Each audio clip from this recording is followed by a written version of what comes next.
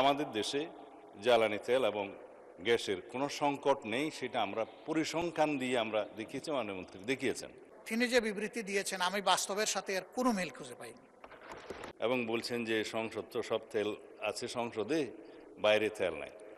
একদিকে বলা হচ্ছে তেলের কোনো সংকট নাই, আরেকদিকে বাস্তবে কি ঘটতেছে সেটা তো সম্পূর্ণ ভিন্ন।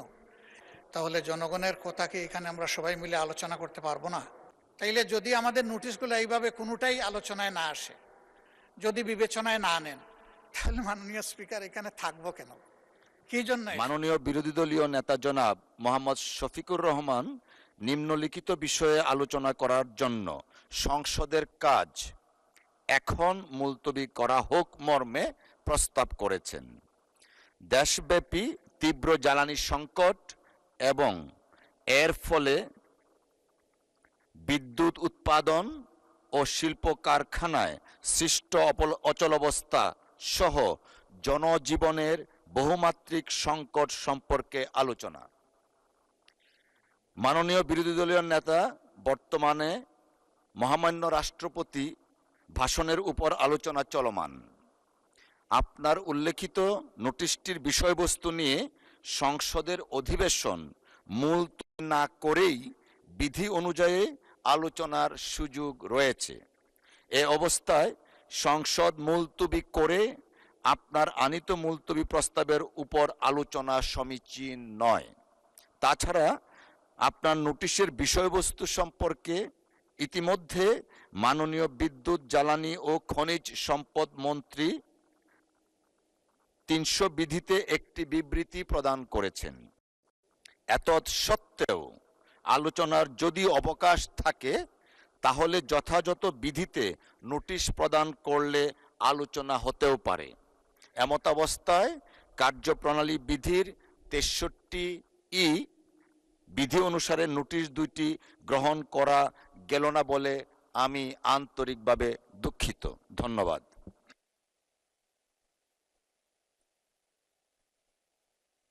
জি, মাননীয় বিরোধী দলীয় নেতা। মাননীয় স্পিকার, আমাকে ফ্লোর দেওয়ার জন্য ধন্যবাদ। এ বিষয়টি জাতীয় জীবনে এখন অতীব গুরুত্বপূর্ণ একটি বিষয়। প্রেসিডেন্টের ভাষণের উপরে বক্তব্য অব্যাহত আছে, এটা থাকবে, এটা চলবে। এ নিয়ে মাননীয় চিফ হুইপও আমাদের সাথে কথা বলেছেন। রাস্তা ওইটাও বের হবে, সমস্যা নাই। কিন্তু এই বিষয়টাকে আমরা আরও দুই একবার নোটিশে আনার চেষ্টা করেছি, ৭১ বিধিতে সুযোগ দেওয়া হয়নি। এখনও যদি এইভাবে পাশ কাটিয়ে যাওয়া হয় তাহলে জনগণের কথা কি এখানে আমরা সবাই মিলে আলোচনা করতে পারবো না? আমরা কি একটু সুযোগ সৃষ্টি করব না সবাই মিলে, যে এই সমস্যার সমাধানটা কিভাবে করা যায়? আমরা তো কাউকে দোষারোপ করার জন্য এই আলোচনায় যাচ্ছি না, আমরা বাস্তব অবস্থাটা জেনে কি করা যায় সেই বিষয়েই তো আমরা কথা বলতে চাচ্ছি। তো এখন যদি এই সুযোগই দেওয়া না হয় তাহলে আমরা কি ধরে নেব? আমরা ধরে নেব যে জনজীবনে এখন যে প্রবলেমটা সবচেয়ে বার্নিং, এইটাই আমরা এই সংসদে আলোচনা করতে পারলাম না। এটা কি আমাদের জন্য একটা দুর্ভাগ্য হবে না মাননীয় স্পিকার? দেশের মানুষ তো প্রত্যাশা করছে। আমি নিজে এই বিষয়গুলো বাস্তবে বোঝার চেষ্টা করেছি। পত্রিকায় অনেক কিছু লেখা হয়, সামাজিক মিডিয়ায় অনেক কিছু আসে, তার কিছু বাস্তব কিছু অবাস্তব। নিজেকে বোঝার চেষ্টা করেছি আসলে কতটুকু বাস্তব, কোন জায়গায় কোন সমস্যাটা। কিন্তু সব কিছু তো ওখানে গিয়ে আমি বুঝতে পারবো না, আরও কিছু বুঝতে হবে সরকারের সংশ্লিষ্ট মন্ত্রণালয় থেকে। আপনি বিবৃতির কথা বলেছেন, তিনি যে বিবৃতি দিয়েছেন আমি বাস্তবের সাথে এর কোনো মিল খুঁজে পাইনি। তা সে বিবৃতি দিয়ে কি হবে? এই বিবৃতিতে কি সমস্যার সমাধান হবে? একদিকে বলা হচ্ছে তেলের কোনো সংকট নাই, আরেকদিকে বাস্তবে কি ঘটতেছে সেটা তো সম্পূর্ণ ভিন্ন। এবং দেখতেছেন যে এই নিয়ে দারুণ অসন্তোষ মানুষের মধ্যে। আমরা যদি এখানে একটু খোলামেলা আলাপ করতে পারি, সঠিক তথ্যগুলি যদি এই ফ্লোরে আসে, আমরা সবাই দায়িত্ব ভাগ করে নেব। জনগণ তো এই দেশে আমাদেরকে প্রতিনিধিত্ব করার জন্য এখানে পাঠিয়েছে। এই জনগণকে সঠিক জায়গায় আনার জন্য আমরাও দায়িত্ব পালন করতে চাই। তাইলে যদি আমাদের নোটিশগুলো এইভাবে কোনোটাই আলোচনায় না আসে, যদি বিবেচনায় না নেন, তাহলে মাননীয় স্পিকার এখানে থাকবো কেন? কি জন্য এসেছি? জনগণ তো তাদের প্রয়োজনে আমাদেরকে পাঠিয়েছে, আমাদের প্রয়োজনে তো এখানে আসেনি। সেই প্রয়োজনে যদি পূরণ করতে না পারলাম, থাকার তো কোনো সার্থকতা নাই। এই সংসদে আমরা প্রত্যেকটি সেকেন্ড ব্যয় করতেছি, এর পেছনে জনগণের রেভিনিউ তো খরচ হচ্ছে। আমাদের দায়িত্ব জনগণের কাছে। এগুলা তো আমরা আমাদের নিজস্ব সম্পদ দিয়ে গড়ে তুলিনি, জনগণের সম্পদ দিয়ে এটা গড়ে তোলা হয়েছে। আর আমরা কথাটা বলবো এই মুহূর্তের সবচেয়ে বার্নিং যে সমস্যা সেইটা নিয়ে। এটাই যদি না দেন তাহলে কি আমরা জাস্টিস পেলাম আপনার কাছ থেকে? পেলাম না। মাননীয় নেতা, যদি আমি অনুরোধ করব যে এইভাবে নোটিশটা নিষ্পত্তি না করে আপনি আজকে না করেন, একদিন পরে হোক, 2 দিন পরে হোক, বিষয়টা আলোচনার জন্য ফিক্স আপ করেন এবং তখন মুলতবি করে এটা আলোচনা করেন। মাননীয় বিরোধী দলীয় নেতা, আপনাকে অসংখ্য ধন্যবাদ। মাননীয় স্বরাষ্ট্রমন্ত্রীকে এই বিষয়ে কিছু বলতে চাচ্ছেন? মাননীয় স্বরাষ্ট্রমন্ত্রীকে একটু দেখি। জি, আপনাকে অনেক ধন্যবাদ মাননীয় স্পিকার।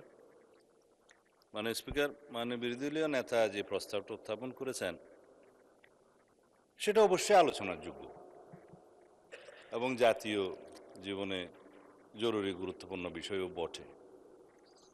আপনি তো আলোচনার বিষয়টা নাকচ করেননি, আপনি সিদ্ধান্ত দিয়েছেন মাননীয় বিরোধী দলীয় নেতাকে অন্যভাবে বিকল্প প্রস্তাব দিয়েছেন যে এটা সংসদের অধিবেশন মুলতবি না করে অন্য কোনোভাবে আলোচনার সুযোগ আছে, অন্য কোনো বিধিতে।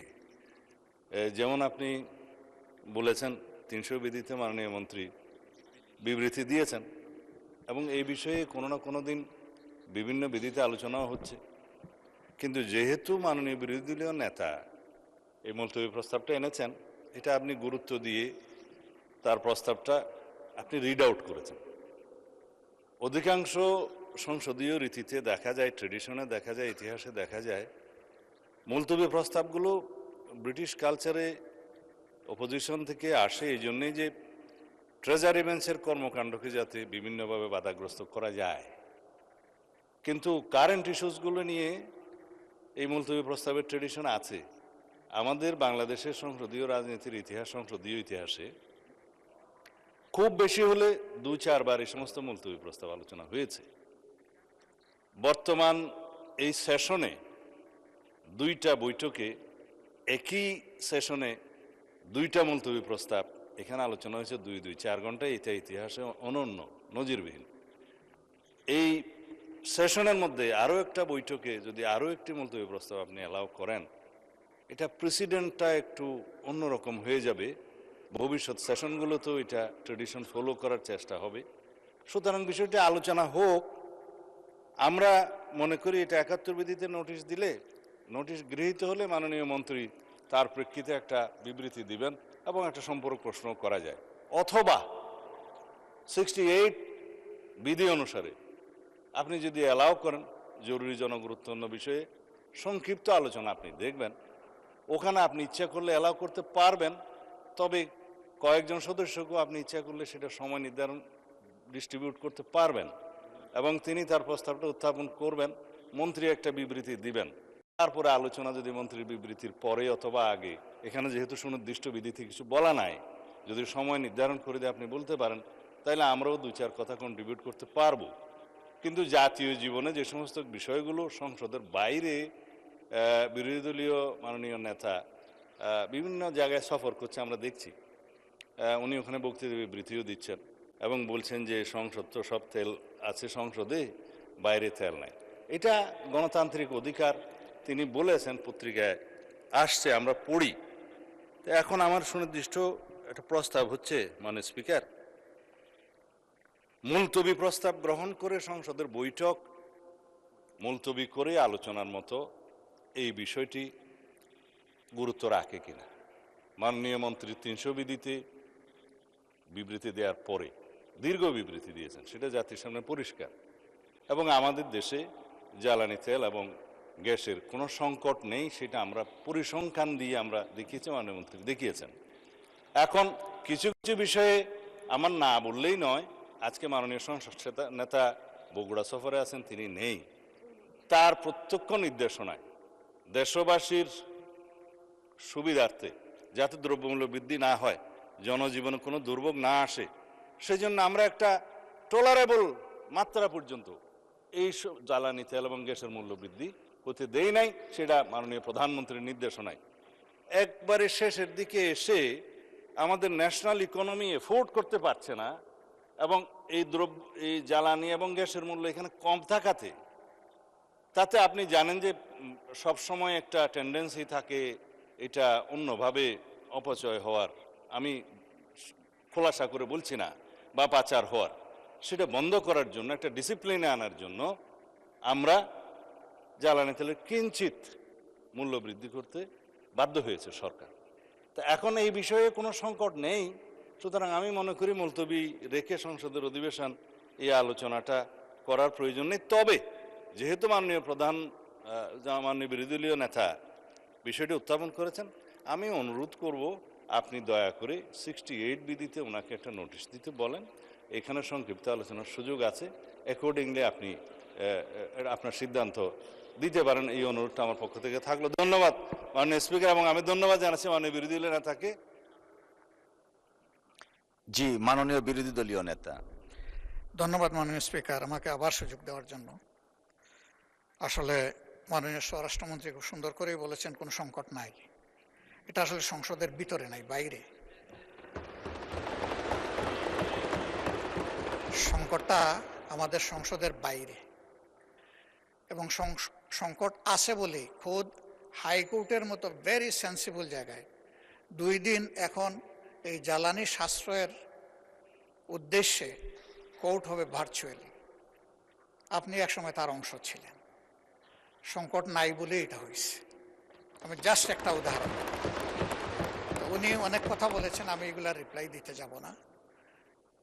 এই সংকটটা এই সরকারের সৃষ্টি না, এটা একটা গ্লোবাল ম্যাটার, একটা ওয়ার সিচুয়েশন চলতেছে। আমরা এগুলো বুঝি, কথা বারবার আমরা বলতেছি। আমরা চাই সবাই মিলে এখানে কন্ট্রিবিউট করতে, প্রেশারটা ডিফিউজ করতে, সিচুয়েশনটাকে ইজি করতে। তাহলে সব দায়িত্বই যদি একা একাভাবে সরকারি দল পালন করে, আমরা কোনো সুযোগ পাবো না মাননীয় স্পিকার। আমরা তো এই দেশের নাগরিক, জনপ্রতিনিধি বাদ দিলাম, নাগরিক হিসাবেও তো আমাদের কিছু দায় আছে। আমরা ওই পজিটিভ অ্যাটিটিউডের জায়গা থেকেই এই আলোচনাটা দরকার বলে মনে করি। আমি ধন্যবাদ জানাই মাননীয় স্বরাষ্ট্রমন্ত্রীকে। উনি বলেছেন তারপরেও যদি আপনি গুরুত্বপূর্ণ বিবেচনা করেন, 68 বিধিতে আমাকে আপনি নোটিশ দেওয়ার জন্য অনুরোধ জানাতে পারেন, এবং আমি সেই নোটিশটা দিতে পারি। ওখানে তো আধা ঘন্টা সময়, তো আধা ঘন্টা সময়ের ভিতরে সরকারি দল বলবে কতটুকু, আমি বলবো কতটুকু, আমরা বলবো কতটুকু। এই বিষয়টা এইরকম একটা জ্বলন্ত, ঠিক আছে 1 ঘন্টা হইতে পারে, এর মতো একটা বার্নিং ইস্যু যদি আমাদের এই আলোচনার গুরুত্বপূর্ণ বিষয় না হয়ে থাকে, তাহলে কোনটা হবে আমি ঠিক জানি না। আমি মনে করি যে এই মুহূর্তে বাংলাদেশে প্রিভেইলিং যতগুলা সমস্যা আছে, এর মধ্যে সবচেয়ে গুরুতর সমস্যা হচ্ছে জ্বালানি সমস্যা, এবং এইটার সাথে সম্পৃক্ত অনেক কিছু, অনেক জিনিস। সেই গোটা অর্থনীতির চাকায় পাওয়ারের উপর নির্ভর করে। পাওয়ার জেনারেট করবে এই জ্বালানি দিয়ে। পাওয়ারের র মেটেরিয়ালস হচ্ছে জ্বালানি, গ্যাস হোক, তরল হোক, যাই হোক। আমরা এই বিষয়ে কন্ট্রিবিউশন রাখতে চাই, আমাদেরকে সুযোগ দেওয়া হোক। আমি আবার অনুরোধ করব, এটাকে আজকে আপনি ডিসপোজ অফ না করে, আমার বিশেষ অনুরোধ, সংসদ নেতার প্রেজেন্সেই বিষয়টা আলোচনার জন্য আপনি 3 দিন সময়ের মধ্যে ফিক্স আপ করতে পারেন। ধন্যবাদ আপনাকে। ধন্যবাদ মাননীয় বিরোধী দলীয় নেতা এবং মাননীয় স্বরাষ্ট্রমন্ত্রী, দুজনকে ধন্যবাদ। মাননীয় বিরোধী দলীয় নেতা, এখানে পার্টিনেন্ট বিষয় হচ্ছে আলোচনা। তো আমি দেখলাম মাননীয় স্বরাষ্ট্রমন্ত্রীও আলোচনা করতে চান, আপনার প্রস্তাবেও আলোচনা, বাট কোশ্চেন হচ্ছে হয়দার সংসদ মুলতবি করে হবে নাকি না করে হবে। আলোচনা কিন্তু হচ্ছে মুলতবি করা না করা কোনো বিষয় না, আলোচনা হওয়া উচিত কিনা। আর আপনি যেটা বলেছেন, যে কোনো জাতীয় ইস্যুতে treasury bench and opposition should work shoulder two shoulder, এটা এখানে পেয়েছি আমরা।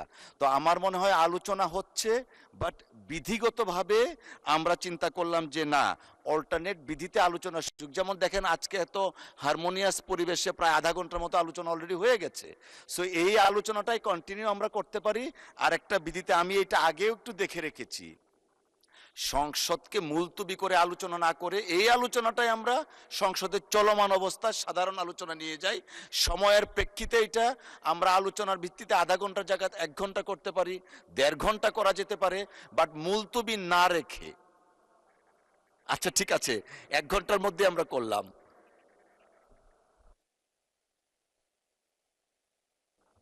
জি মাননীয় বিরোধী দলীয় নেতা।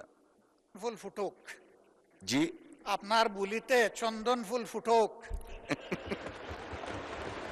আপনি শেষে বলেছেন 1.5 ঘন্টা, আমি মেনে নিলাম যে মাননীয় বিরোধী দলীয় নেতা, আপনারটাই কবুল, আপনি মেনে নিলাম। মেনে নিয়ে আমরা ইনশাল্লাহ কালকে নোটিশ দিব, আপনি আমাদেরকে সুযোগ করে দিবেন, তবে সংসদ নেতার প্রেজেন্সে আমরা এই আলোচনাটা করতে চাই। ধন্যবাদ আপনাকে। আচ্ছা মাননীয় বিদ্যুৎ প্রতিমন্ত্রী, মাননীয় স্বরাষ্ট্রমন্ত্রীকে একটু শুনি। জি জি জি। মানে স্পিকার, আপনার স্লিপ অফ টাং হয়েছে আমি বুঝি। 60 মাননীয় স্বরাষ্ট্রমন্ত্রী স্লিপ অফ টাং না, এটা কথার কথা এসছে আর কি 1.5 ঘন্টা ওইরকম। সংসদের কাজ শেষ হওয়ার 1 ঘন্টা পূর্বে এবং আলোচনাটা 1 ঘন্টার জন্য হবে এরকম বলা আছে। এরপরের সাবসেকশনে আপনি গেলে কোনো সদস্যকে আপনি আহ্বান করবেন, সময় নির্ধারণ করবেন, একটু বলা আছে। তা এখন মাননীয় বিরোধী দলীয় নেতা এখন আপনাকে বিধি ভায়োলেট করার জন্য বলতেছে এইরকম বিধি তো বাম। সেই জন্য আপনি 68-এ যদি মাননীয় বিরোধী দলীয় নেতাকে অনুরোধ করেন, উনি নোটিশটা আবার যদি দেন, অবশ্যই এটা মাননীয় সংসদ নেতার উপস্থিতিতে আলোচনা হবে। আমরা তো এগ্রিড, কিন্তু ওই যে বিধি বাম করবেন না 1 ঘন্টাতে। ধন্যবাদ মাননীয় স্বরাষ্ট্রমন্ত্রী বসু। ধন্যবাদ মাননীয় বিরোধী দলীয় নেতা। জি সুন্দর করে কথা বলার পরেও কি মন গলাইতে পারলাম না? আর কোন ভাষায় বললে মন গলবে? মাননীয় স্পিকার, ঠিক আছে, আপনি যেটা সর্বোত্তম মনে করেন সেইটাই আমরা আশা করব। আপনার উপর ভার ছেড়ে দিলাম, তবে আমরা অর্থবহ আলোচনা করতে চাই। ধন্যবাদ আপনাকে। অসংখ্য ধন্যবাদ মাননীয় বিরোধী দলীয় নেতা। আমরা আধা ঘন্টার মতো আলোচনা অলরেডি হয়ে গেছে, আপনি দয়া করে নোটিশটা দেন, আমরা পরবর্তী কার্যকর পদক্ষেপ নিব। না না না, এটা এমনি বললাম আর কি।